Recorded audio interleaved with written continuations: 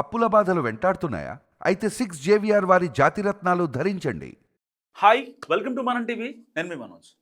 Donald Trump అగ్రరాజ్యపు అధినేత వెనక్కి తగ్గాడు భారతదేశం విషయంలో. నిజంగా అదేంటి, డొనాల్డ్ ట్రంప్ వెనక్కి తగ్గడం ఏంటని చెప్పి చాలామందికి డౌట్ రావచ్చు. నిజంగానే ట్రంప్ వెనక్కి తగ్గాడు. మరి సుంకాల విషయంలో తగ్గుతాడా, లేదంటే వీసాల విషయంలో తగ్గుతాడా? సుంకాల, వీసాల ఏంటనేది ఇంకా క్లారిటీ రాలేదు. బట్ మోడీ గారితో ట్రంప్ గారు మీట్ అవ్వాలని చెప్పి అమెరికాలో వైట్ హౌస్లో కూర్చొని చాలా గట్టిగా డిసైడ్ అయ్యారట. సో ఇప్పుడు పిఎంఓ ఇక్కడ ఢిల్లీలో పిఎంఓ ఆఫీస్కి కంటిన్యూస్గా మెయిల్స్ అండ్ కాల్స్ వస్తున్నాయి. మోడీ గారిని ఎలాగైనా మేము కలవాలి, మేము మీట్ అవ్వాలి, మాట్లాడేది ఉంది, మాట్లాడుకుందాం. సో ఇప్పటిదాకా మేము కొంచెం దుందుడికి ధోరణితో వెళ్ళాము, అది మాకు అర్థమవుతుంది. సో మేము మాట్లాడి కొన్ని ఇష్యూస్ని మేము రిజాల్వ్ చేస్తాం అనేది అక్కడ వైట్ హౌస్ వర్గాల నుంచి వస్తున్న మాట. మొన్న రీసెంట్గా ఒక జర్మన్ ఆర్టికల్ ఏం రాసిందంటే, ఇది నా అనాలిసిస్ ఏం కాదు, నేను చెప్పింది ఏం కాదు, ఒక జర్మన్ ఆర్టికల్, అక్కడ ఒక మీడియా సంస్థ ఏం రాసిందంటే, వైట్ హౌస్ ఇక్కడ ఇండియాలో ఉన్న పిఎంఓ ఆఫీస్ని తెగ రీచ్ అవ్వాలని చూస్తుంది అని చెప్పి రాసింది. వాస్తవానికి కొన్ని సుంకాలు వాటి విషయంలో మనం ఇప్పటికీ చర్చ జరుపుతున్నాం అమెరికాతో. ఎందుకంటే ఫస్ట్ వాళ్ళు 25% మన మీద సుంకాలు ఎక్స్ట్రా ఛార్జ్ చేశారు. ఓకే సర్లే, మనోడేలే పెద్దన్న, ఈ యుద్ధాల గురించి కూడా ఆపుతున్నాడు కదా, ఓకే భారత్ పాకిస్తాన్ యుద్ధం తర్వాత నేను ఉన్నా అని చెప్పి మాట్లాడాడు.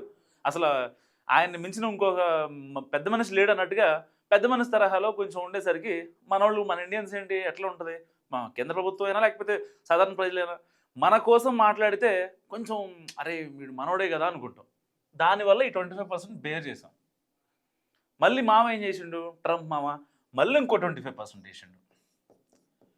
ఎందుకు ట్రంప్ మామ మరి అట్లా వేసినాం అంటే, దానికి మామ చెప్పింది ఏంటి, జరిమానా అంట. జరిమానా దేనికి? రష్యా దగ్గర మనం చమురు కొనుగోలు చేస్తున్నాం కదా, దానికి జరిమానా అంట. జోడించు కొట్టేవాడు పుతిన్. నిజంగా ఒకవేళ ఆళ్ళకు గనక విధిస్తే జోడించుకొని కొట్టేవాడు మన ట్రంప్ మామని. అలాంటిది మనం భరించాం, ఇక్కడ భరించాం, ఇక్కడ భరించాం.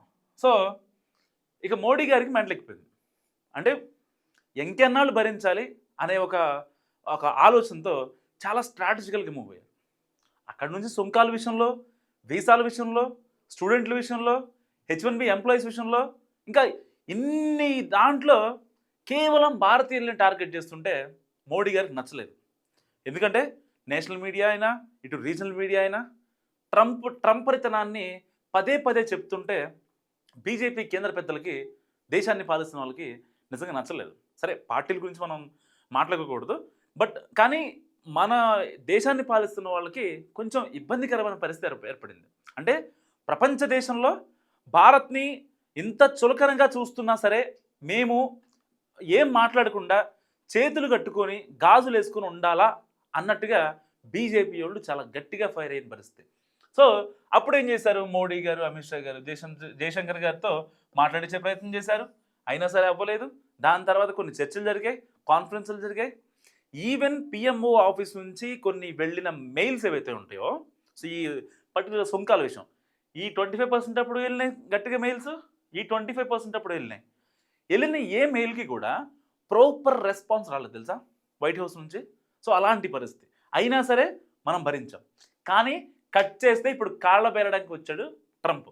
నిజంగా ఇప్పుడు ఎందుకంటే ఈ ఇయర్ ఎండింగ్లో క్వాడ్ లీడర్స్ అని చెప్పి ఒక మీటింగ్ ఉంది. క్వాడ్ లీడర్స్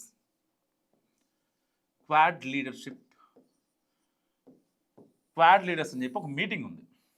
దీంట్లో ప్రపంచ దేశాలు ఏవైతే కొన్ని బిజినెస్ పరంగా కొంచెం గట్టిగా ఎలివేట్ అయ్యే కంట్రీస్ ఉంటాయో, దాంట్లో ఇచ్చిపుచ్చుకునే వ్యవస్థలో కొన్ని దేశాలు ఉన్నాయి.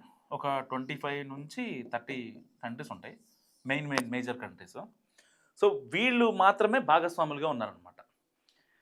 ఈ 25-30 కంట్రీస్తో చర్చలు జరుగుతున్నాయి. ఇప్పుడు ఈ ఇయర్ ఎండింగ్లో ఉంటుందా లేకపోతే ఎప్పుడు ఉంటుందా అనేది తెలీదు.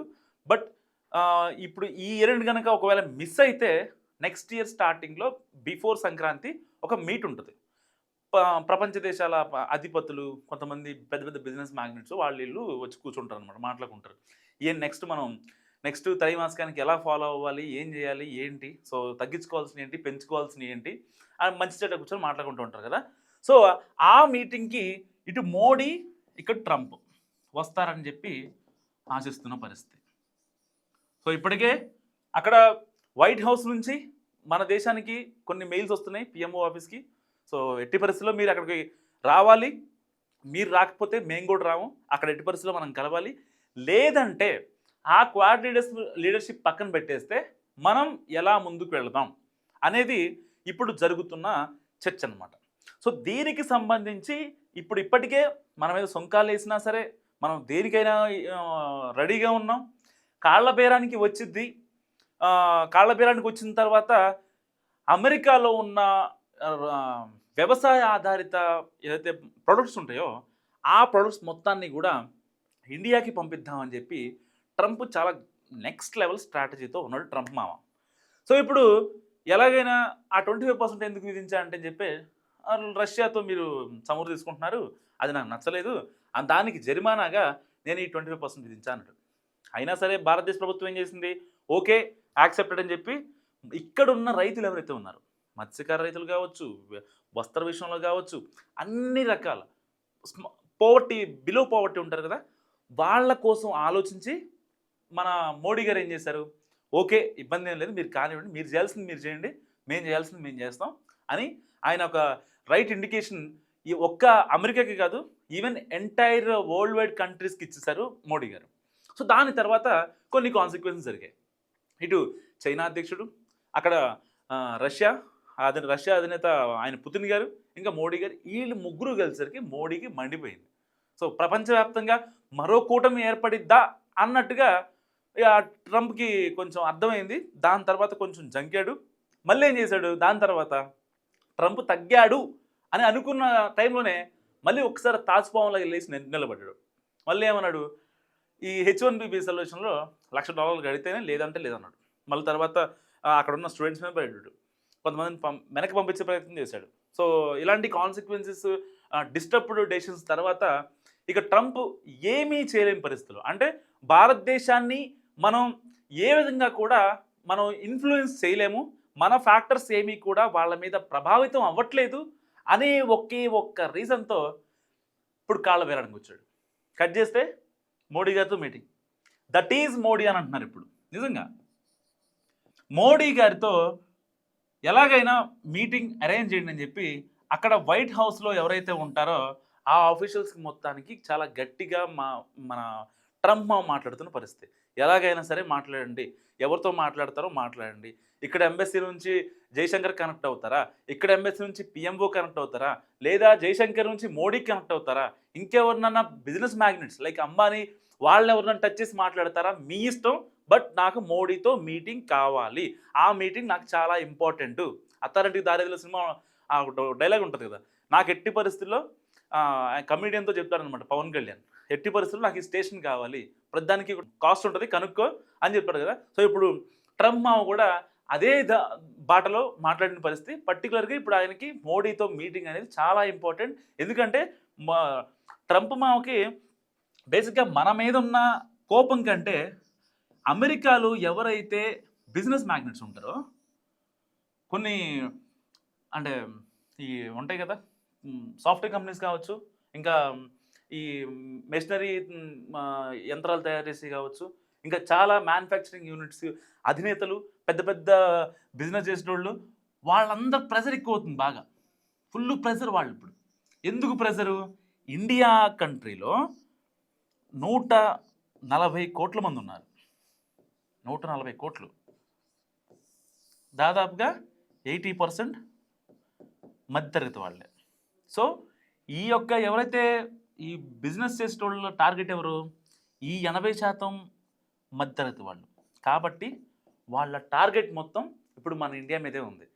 ఏమాత్రం ట్రంప్ గనక ఇండియాని గనక చేజార్చుకుంటే వాళ్ళకి మెంటల్ ఎక్కిపోద్ది, అమెరికా జీడిపి ఇలా పడిపోద్ది అనమాట. ఇప్పటికే ట్రంప్ తీసుకున్న కొన్ని నిర్ణయాలతో అక్కడున్న ఎవరైతే లోకల్ సిటిజన్స్ ఉంటారో అమెరికాలో వాళ్ళంతా బయటకు వచ్చి ఆందోళన చేస్తున్నారు. ట్రంప్ తీసుకున్న నిర్ణయాలు కరెక్ట్గా అని చెప్తున్నారు. చాలామంది ఆయన పొలిటికల్గా ఉన్న ఆయన ప్రత్యర్థులు కూడా ప్లకార్డులు పట్టుకొని నిరసనలు ఆందోళనలు తెలుపుతున్న పరిస్థితి. సో ఇటుపక్క బిజినెస్ మ్యాగ్నెట్స్ కూడా వచ్చి ఇట్లా కాదు ట్రంప్ గారు, ఇది చేయండి, మీకు ఇండియాతో గొడవద్దు, మన టార్గెట్ వాళ్ళే, వాళ్ళు ఇక్కడికి రావాలి, మన ఐటీ పెరగాలి, మనం ఎదగాలి, సో వాళ్ళతో గొడవద్దు అంటూ ట్రంప్కి చాలా నీట్గా ఎక్స్ప్లెయిన్ చేసిన పరిస్థితి. సో ఇన్ని రోజులుగా అజ్ఞాతంలో ఉన్న ట్రంప్ ఒక రకంగా ఇప్పుడు బయటకు వచ్చి ఒక క్లియర్ కట్ డెసిషన్తో మోడీతో ఎలాగైనా మీటింగ్ జరపాలని ఫిక్స్ అయ్యాడు. సో ఈ మీటింగ్ జరగనక ఫిక్స్ అయితే మరికొద్ది రోజుల్లో, సో మన ఎంబసీ చెప్తున్న ప్రకారం ఏంటంటే ఈ మరికొద్ది రోజుల్లో, అంటే టైం ఎగ్జాక్ట్గా చెప్పలేదు, మరికొద్ది రోజుల్లో ఉంటుందని చాలా క్లియర్గా చెప్తుంది. సో మరి ఎప్పుడు ఉంటుంది, క్వాడ్ లీడర్స్ సమ్మిట్ అప్పుడు ఉంటుందా లేదంటే బిఫోరే ఉంటుందా అనేది మాత్రం ఇంకా తెలియలేదు. కానీ ఇక్కడ ట్రంప్ మాత్రం మోడీని మస్ట్ అండ్ షుడ్గా కలవాలని అనుకుంటున్నాడు అనేది మాత్రం 100కి 1000% నిజం. సో ఇప్పుడు మరి ట్రంప్ కనుక మోడీని కలిస్తే జరిగే పరిస్థితులు ఎలా ఉంటాయి? నిజంగా అనుకున్నట్టు ఆ సుంకాలు ఏవైతే ఉన్నాయో వాటిని తీసేస్తాడా, లేదంటే వీసాల విషయంలో ఏదైతే కొంచెం ఎక్స్ట్రాలు చేశాడో ఆ ఎక్స్ట్రాలను కొంచెం తగ్గిస్తారా? డబ్బుల విషయంలో కావచ్చు, వెసులుబాటు విషయంలో కావచ్చు, ఇంకా ఈ సుంకాల విషయంలో కావచ్చు, వాళ్ళ ఉత్పత్తులు మన ఉత్పత్తులు, ఎక్స్పోర్ట్ అండ్ ఇంపోర్ట్స్, వీటి విషయంలో ఏమన్నా వెసులుబాటు ఉంటుందా లేదా అనేది ఇక్కడ చాలా కీలకంగా మారింది. సో మరి ట్రంప్ మోడీ మీటింగ్ జరిగి నిజంగా అభివృద్ధి వైపు పయనిస్తే ఓకే, ఇంకా ట్రంప్ మాత్రం ఆ ఇగోల గురించి వాటి గురించి అవన్నీ మనసులో పెట్టేసుకొని ఇంకా ఏదో సాధించాలి, ప్రపంచ దేశాలపై పర్టికులర్గా భారతదేశాన్ని ఇబ్బంది పెట్టాలి అని ఆలోచిస్తే కనుక నిజంగా మన దేశం మాత్రం ఎట్టి పరిస్థితిలో ఒప్పుకోదు, అండ్ మోడీ గారు పర్టికులర్గా ఎట్టి పరిస్థితిలో ఒప్పుకోరు. సో వాళ్ళు ఆల్రెడీ మాట్లాడదామని అడుగుతున్నారు కాబట్టి ఇక్కడి నుంచి ఆల్రెడీ మనం ఏం అడగాలి, వాళ్ళ రిప్లైస్ ఎలా ఉంటాయి అనేది కూడా మన దేశం ఇప్పటికే పిఎంఓ ఆఫీస్ ఇప్పటికే ఒక క్లియర్ డ్రాఫ్ట్ కూడా రెడీ చేసింది. సో దాన్ని బట్టి మీటింగ్ ఉంటుంది. సో మరి మోడీ గారు ఎప్పుడు యాక్సెప్ట్ చేస్తారు ఏంటి అనేది కూడా మనం వేచి చూడాల్సి ఉంది. సో ఈ వీడియో గురించి మీరేమనుకుంటున్నారా కామెంట్ రూపంలో చెప్పండి. చూస్తూనే ఉండండి మనం టీవీ.